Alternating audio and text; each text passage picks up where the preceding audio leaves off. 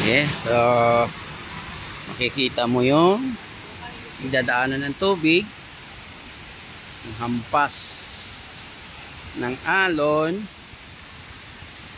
Ayan na, talagang picturesque. Yo, panibagong araw, panibagong adventure, panibagong falls na naman ang ating mapupuntahan. Ang kaibahan naman nito is nasa Bukidnon-Naho tayo. So maririnig mo ang hampas ng alon at ito ang time na maliligo na ako. Ito is nasa Bukidnon na naman tayo. Ayan, more or less sa mga 15 meters lang ang lalim nito, ang taas. So ayan, hindi masarap.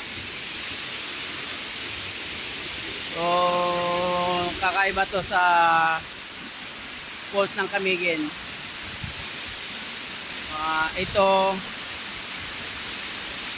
ay wala halos katao-tao. So solo ko yung lugar, walang naliligo dahil sobrang layo nito sa Kabiasnan. Okay. So picture tayo. Yan, one more. Okay. So punta tayo, kaya natin maligo.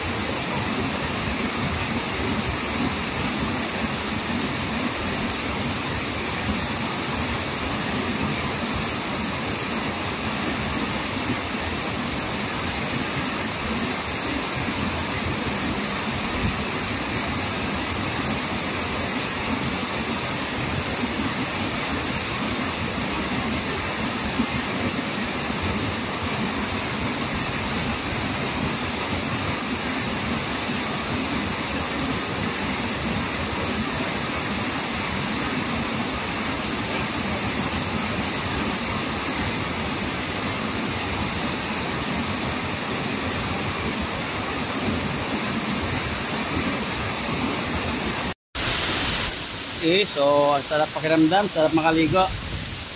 Kung hindi masyadong masakit yung bagsak ng tubig dun sa likod natin, hindi tayo na mamasad, hindi mababa lang siya, pero sulit naman, sobrang lamig. Nakapag-relax tayo, nakapaglabas ulit tayo ng bad energy dito. Okay, so mamaya ulit, mayroon pa tayo ibang pupuntahan. Bye bye. Okay, so imagine ang entrance is only 20 pesos. Nauna pa kami naligo natapos kaysa nagbantay. Oh, ayan nay, dagang salamat. Diri man may ganihan, ulit pamahaw. Oh. So imagine talagang 20 pesos.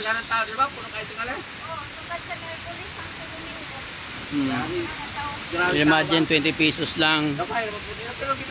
Want to sawa ka na sa pagligo sa falls. Doon may swimming pool sila. So ayaw natin sa swimming pool kasi mabili, ano lang naman tayo eh. Sanay na tayo palagi naliligo sa swimming pool. Pero yung falls na babagsakan ka ng tubig, yun ang pinaka the best. Yan yung pinaka masarap. Okay, so that's all. Okay. Dito sa probinsya, yung baongon sa amin or sa Tagalog is suha. Dito hindi na pinapansin. Kikita mo, kakalaglagan lang yung mga suha. Oh. Ayan. Oh. Ha? Ito yung puno. Ayan. Kakalaglagan na lang. Hindi na binabaliwala na nila dito.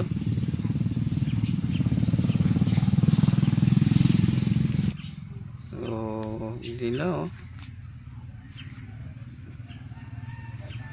Wala na silang paki dito sa suha. Hindi na nila kinakain. Dami pa naman puno. Bunga. Daming bunga yung suha. Hindi na nila kinakain. Sawa na siguro sila. Sa Maynila, magkano yung isa nito? Sa mga 50 ata, isang piraso. Dito, nididma lang nila. Sayang, ano?